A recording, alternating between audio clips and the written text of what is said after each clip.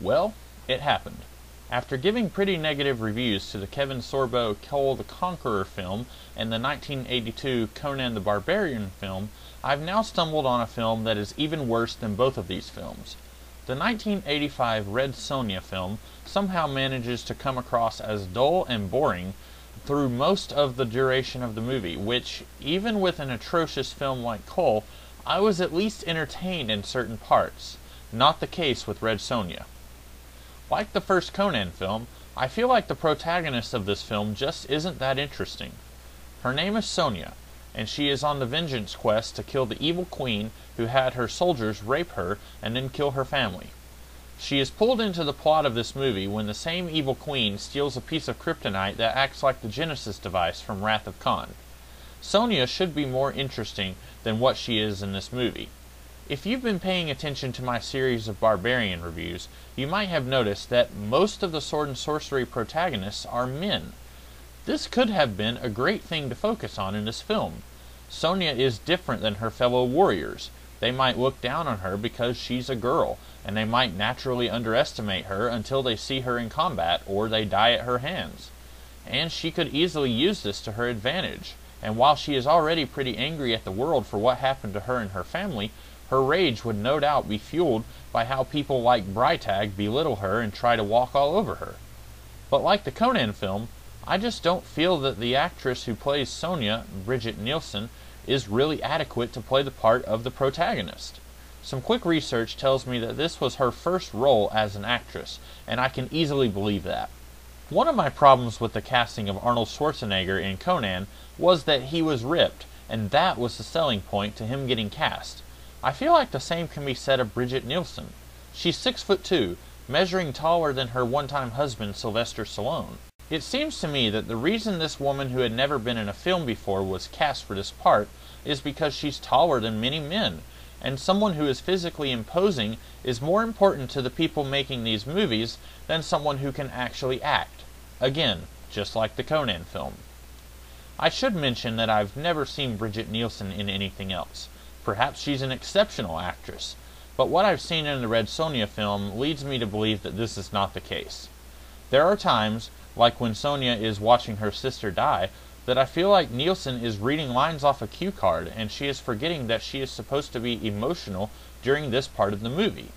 Near the end of the movie, I see that Nielsen is trying to act like she is angry, and at this point I feel like she is competing in a contest to see who can achieve the highest level of overacting.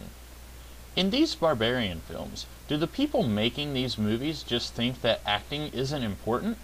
I am definitely aware that there are people who don't care about characterization and story, and are more interested in seeing stuff get blown up. The entire audience of The Expendables is made of people like that. But I cannot stress enough that for people who actually do care about characterization and story, getting somebody who can actually act is important. If I don't care about what happens to Sonja, then I don't care about how cool the action scenes are. And let me assure you, the action scenes really aren't that spectacular. I have mentioned in some of my other reviews that the action scenes are only effective if you can care about the characters carrying the action out. But even though I tore into the 1982 Conan film pretty hard for having a protagonist and antagonist I didn't care about, in retrospect, after seeing the Red Sonja film, I think the Conan film deserves an apology from me. The scenes in Red Sonja are just laughably bad. At least the Conan film, even though I didn't care about Conan or Thulsa Doom, the action scenes at the end of the film were at least cool looking. I cannot say the same thing about this movie. Part of the problem with every action scene in this movie is the very beginning of the movie. A glowing, unnamed goddess tells Sonja that her sword arm needs to be the strongest there is, so the glowing goddess woman blesses Sonja, I guess, giving her strength or something. And yet, if you remove that scene from the movie, not only would I not notice, and yes, that's how unimportant it is, but the rest of the movie would actually make a little bit more sense. Every time Sonja gets in a fight, if she has powers imbued on her by some goddess, then she should be able to kill anyone who challenges her in a few seconds, right? So every time I see Sonja fighting someone, I am immediately taken out of the film, because I find it unbelievable that any opponent would be able to hold his own against her. If the opening scene was removed, this problem would go away. Removing the opening scene, the first time we actually see Sonja is when she is training with some sword guru of some kind. We get the sense that she has been training for a while. If we opened with that, then I would care much more about any fight that she gets into, because I would believe that the reason she is struggling in swordplay is because she has had to earn her prowess, and she still might not win against any opponent.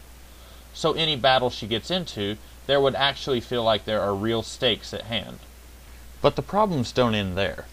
Several moments into the film, where Sonja could potentially have a chance to shine, she is instead rescued by Calidor, the very boring high priest character played by Arnold Schwarzenegger. A film that should be about a woman who is trying to get by in a man's world, and she needs the men who are traveling with her to do the dirty work. When the young prince is trapped behind a giant rock, surely it's the star of the film who rescues him, right? No. It's the other two dudes who are traveling with her who rescue the prince. This is the exact same problem I had with the Conan film. When Conan should have been doing the most important things in their rescue plot, it was his companion who was rescuing the princess. And now that Arnold isn't the main character in the movie, now he starts doing the stuff that the protagonist should be doing. At the end of the day, the protagonist bores me because she doesn't really have an arc where she changes by the end of the film. We see her kissing Calidor, but why? This feels like a thing that happens because it's the end of the movie, and not because it's something that Sonja would actually do. What elements of the plot influence Sonja to decide that Calidor is a fine body and that she could see herself getting with him? I can't answer that, and nobody else can either, because these characters are boring, and it is very clear that the action in this movie was what was most important to the people creating this film than the actual characters. Let me talk quickly about the antagonist of this film, Queen Gedren. I don't think I would be exaggerating if I said my favorite part of the Conan film was Sandahl Bergman's character Valeria. But here, Bergman feels like an actress of an entirely different caliber. This is no doubt for several reasons. The character of Queen Gedren doesn't get very much screen time in this film, and so we don't get much time to care about her as we did with Valeria in the Conan film. But also, oh my, Bergman is definitely winning the competition to overact in this film. I can almost imagine the director telling Bergman that she wasn't overacting enough. Come on, we have to see you really chew the scenery, let's go! I guess this is a credit to Bergman's skills, because I honestly didn't realize this was the same woman who played Valeria in the Conan film.